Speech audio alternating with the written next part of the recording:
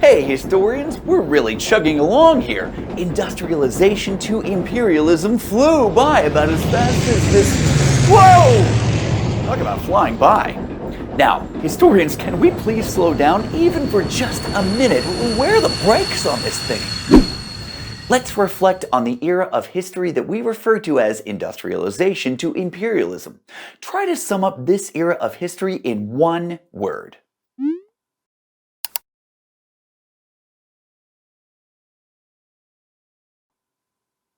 What word did you pick? Perhaps fast, because the world changed quickly during this time, or maybe modern, noticing that it was during this time period that the world transformed into more or less an early version of the world we live in today. Or maybe you said small. Huh? Small? Well, imagine yourself as a peasant living in the French countryside 500 miles from Paris in the year 1750.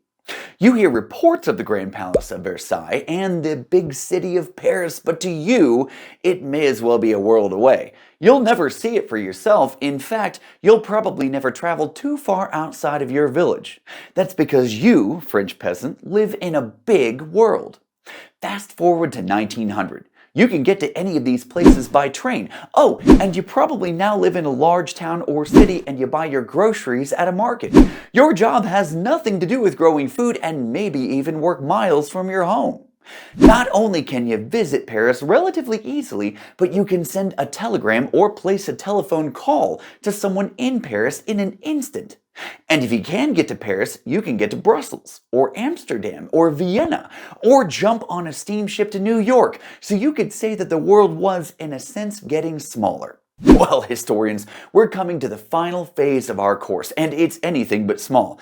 In fact, as we turn the corner into the 20th century, we're going to witness the most destructive era in human history.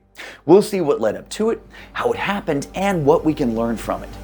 Historians, we present to you the two world wars.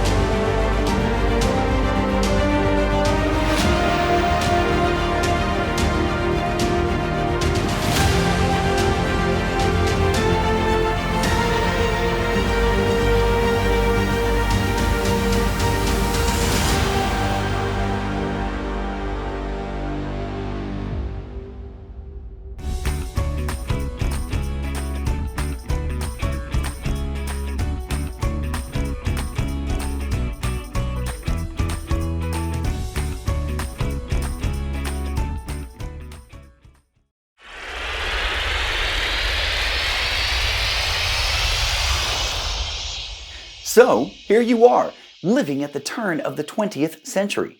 While your grandparents didn't have time to do anything but grow food for themselves, try to stay warm at night, sleep and survive, you have free time and disposable income to enjoy hobbies. You can afford to buy luxury items like a piano. The piano is the epitome of a luxury good and one of the most significant status symbols in the Western world. If you have a piano, you're doing well. If you have the nicest piano on the block, well, that's saying something.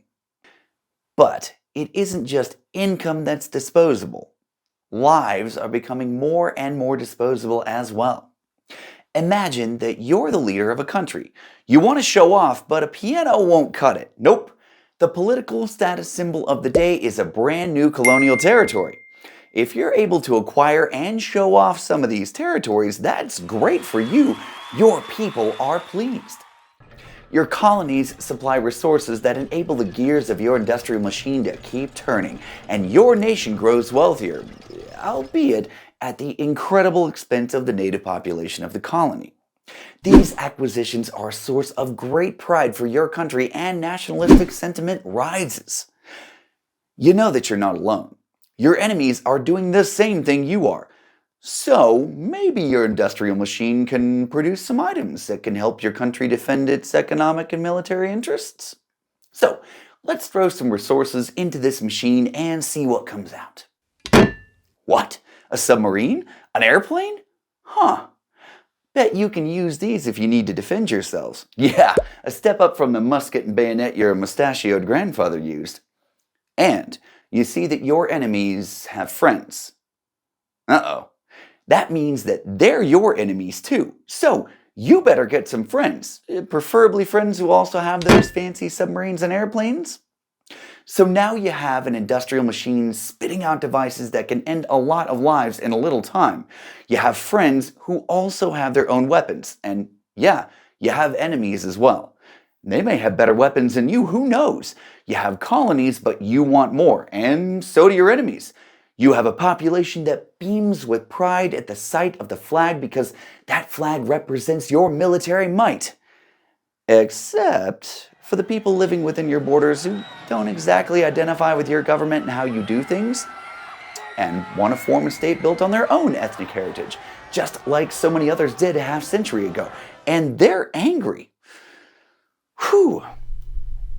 Sounds like we're just one moment away from a real mess, huh?